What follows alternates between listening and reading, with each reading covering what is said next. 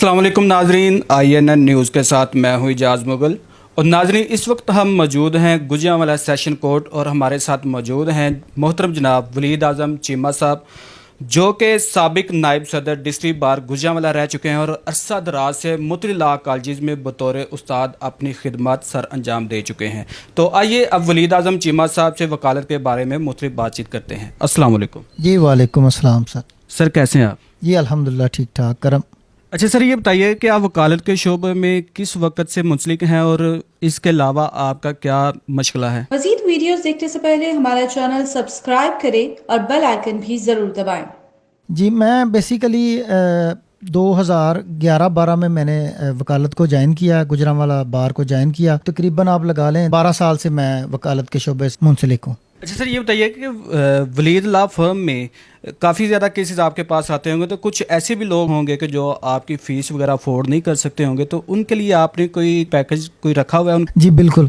Waleed law firm जो है वो तकरीबन पिछले 1.5-2 साल से काम कर रही है। पाकिस्तान के बड़े शहर हैं जैसे कराची, इस्लामाबाद, लाहौर, फैसलाबाद या दीगर ऐसे बड़े जो शहर हैं, हमने उसमें मुख्तलिफ रिटायर्ड सेशन जजेस को भी हायर किया हुआ है। एडवोकेट सुप्रीम कोर्ट भी हैं जो वलीद लॉ फर्म में काम कर रहे हैं। लेकिन डील ये गुजरांवाला से ही होती है, तो हमने बिल्कुल खुसूसी तौर पे पैकेज रखा हुआ है। बल्कि कई लोगों के तो हम जो गरीब गुरबा आते हैं, जिनसे मतलब जिनकी कोई पे वगैरह नहीं है या जिनका मामला हम उनके लिए बिल्कुल पैकेज है। बल्कि इवन देन के हम उन्हें फाइनेंशियल सपोर्ट करने की भी कोशिश करते हैं। अगर उन केस में कोई अखराजात हों वो भी हम बियर करते हैं, और अदरवाइज़ भी अगर हम लोगों को करते हैं। और वलीद लॉ फर्म अक्सर औकात जो है जेल का विज़िट पे जाती है, वहाँ पर भी लोगों को जो कैदी हज़रात हैं उनके मसाइल पूछे जाते हैं। अगर उनका कोई बेस्ट पॉसिबल हल हो वो भी करती है। अल्हम्दुलिल्लाह हमने मुस्तहिक लोग हैं उनके लिए एक पैकेज भी रखा हुआ है। अल्हम्दुलिल्लाह उसको फ्री ऑफ कास्ट भी केसेस कई डील करते हैं। अच्छा चीमा साहब, ये भी देखने में आया कि अक्सर अदालतों में गरीब आदमी को इंसाफ नहीं मिलता, जबकि जो पैसे वाला इंसान होता है, सरमायादार होता है, बासर इंसान होता है, उसको फ़ौरन इंसाफ फराहम कर दिया जाता है। तो इसकी क्या वजह हो सकती है आपकी नज़र में?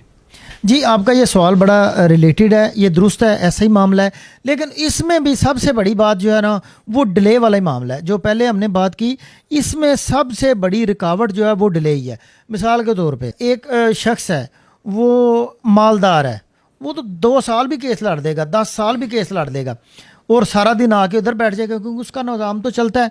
लेकिन इसके अगेंस्ट अगर कोई गरीब गुरबा है, कोई मजदूर है, तो वो अगर अदालत में आएगा तो उससे सबसे बड़ा तो जो नुकसान होना है वो जो उसकी 2000 की या 1000 की या 3000 की वो जो दिहाड़ी लगनी है, वो सबसे पहले तो कंप्रोमाइज़ करेगा ना वो, जिससे उसने अपना ब्रेड एंड बटर चलाना है, अपने बच्चों का पेट पालना है। सबसे पहले तो वो अब सुबह से लेकर शाम तक वो इधर खड़ा नहीं हो सकता। उसके सामने ये एक मसला नहीं कि उसका केस है अदालत में, उसके सामने और भी 3 से 4 मसले जो हैं वो जिसको हम कहते हैं मुंह खोल के खड़े हैं, कि जिसमें उसके बच्चों की ब्रेड एंड बटर है, उसके बच्चों की फीसिस हैं, जैसे कि महंगाई का दौर है, बिजली के बिल इतने ज़्यादा हैं कि गरीब बंदे के तो वैसे ही उन्होंने कमर तोड़ दी हुई है।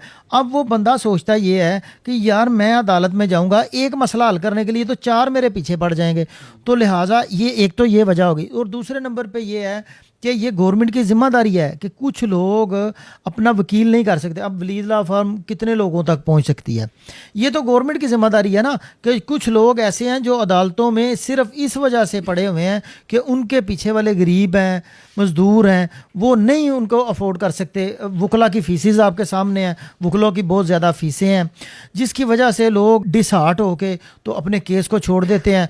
और भी कई मसले मसाइल हैं कि गरीब आदमी वाकई इंसाफ ले जाता है। तीसरे नंबर पे ये है कि एक वो मुझे इंग्लिश राइटर है, उसका बहुत बड़ा मकूला है कि कानून जो है वो एक मकड़ी का जाला है जिसके अंदर गरीब और कमज़ोर तो फंस के रह जाता है, लेकिन जो ताकतवर होता है वो उस जाले को फाड़ के निकल जाता है। तो मैं इस पे यही कमेंट करूँगा। जी चीमा साहब, ये बताइएगा कि ये चंद अरसे में फैमिली केसेस की रेशो में कितने % तक इजाफा हुआ है? जी मैं ये बड़ा आपने रिलेटेड सवाल किया और नाजरीन के लिए ये बड़ी अहम इंफॉर्मेशन होगी कि फैमिली केसेस जो हैं इनमें हालिया चंद सालों में मतलब कि बेयकीनी की हद तक जो है ना वो इजाफा हुआ है।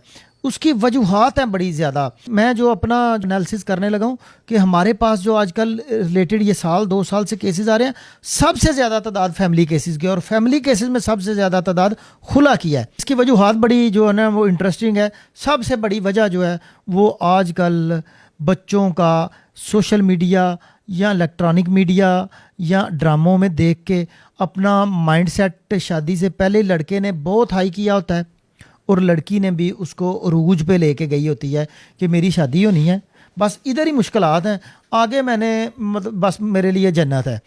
अब जब वो बच्ची ने अपना माइंडसेट इतना ऊपर ले गई है तो आगे उसे जाके क्वाइट डिफरेंट एटमॉस्फेयर नज़र आता है, मतलब उसकी वो ज़रूरियात पूरी नहीं होती। सबसे बड़ी वजह ये जो हमारा मीडिया है, जो ये ड्रामों में जो लोगों को लाइफस्टाइल दिखा रहे हैं, वो मुमकिन नहीं। इस महंगाई के दौर में ज़्यादा से ज़्यादा कमाने वाले के पास भी वो मुमकिन नहीं लाइफस्टाइल देना।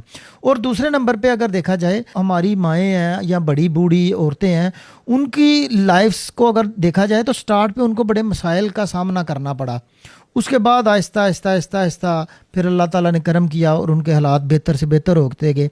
लेकिन लड़कियां क्या आजकल सोचती हैं कि मैंने जाना है तो सारे मसले हल हो जाने और हमारा सारा सिस्टम चल पड़ना है।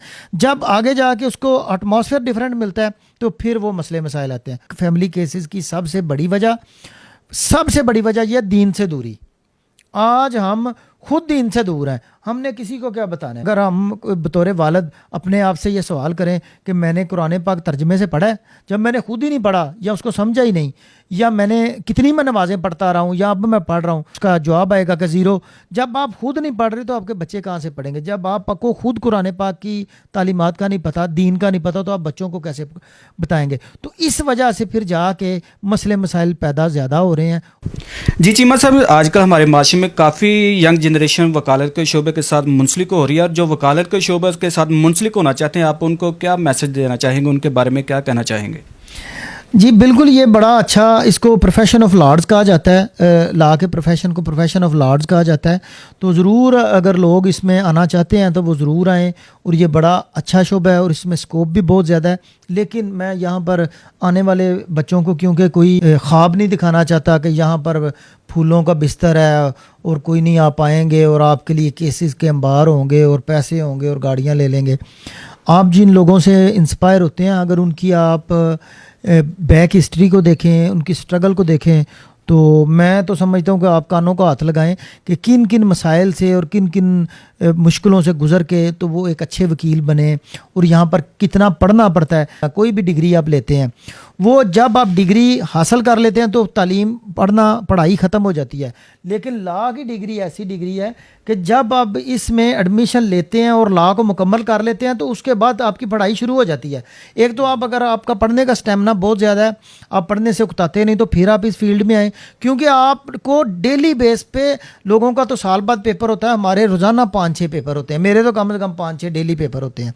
अब दिन को भी पढ़ना पड़ेगा, रात को भी पढ़ना पड़ेगा, इवन देन के आपको इतवार को भी पढ़ना पड़ेगा। और कई दफ़ा तो ऐसे ऐसे मामलात भी हमारे पास आए कि छोटी ईद या बड़ी ईद के पे भी हमें अदालत में आना पड़ा, कचहरी आना पड़ा ऐसे मसाइल में। अगर आप इतने मुजाहिद हैं तो आप आएँ।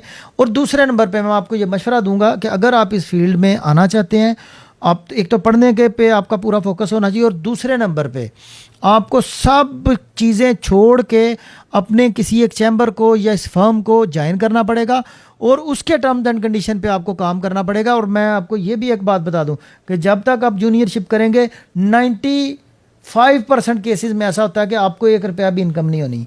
जी नाज़रीन, जैसा कि आपने गुजरांवाला के माया नाज वकील वलीद आज़म चीमा साहब की बात सुनी, और उनका कहना ये था कि वो लोग जो गुजरांवाला में रहकर अपना केस लड़ना चाहते हैं मगर उनके पास केस लड़ने के वसाइल नहीं, तो वो वलीद लॉ फर्म के साथ रब्ता करें, और ऐसे मुस्तहिक लोगों का case Waleed law firm free में केस लड़ेगी और उनको इंसाफ दिलाएगी। और दूसरी तरफ उनका बहुत ही प्यारा और ख़ूबसूरत मैसेज वालिदैन के लिए था, और उनका कहना यह था कि वालिदैन को चाहिए कि अपनी यंग जनरेशन पर, अपने बच्चों पर खुसूसी तवज्जो करें, और वो जो सोशल मीडिया पर एक्टिविटी कर रहे हैं, इन वालिदैन को चाहिए कि अपने बच्चों को सोशल मीडिया की एक्टिविटी से दूर रखें। इसी के साथ अपने मेज़बान इजाज़ मुगल को इजाज़त दीजिए। अल्लाह हाफिज़।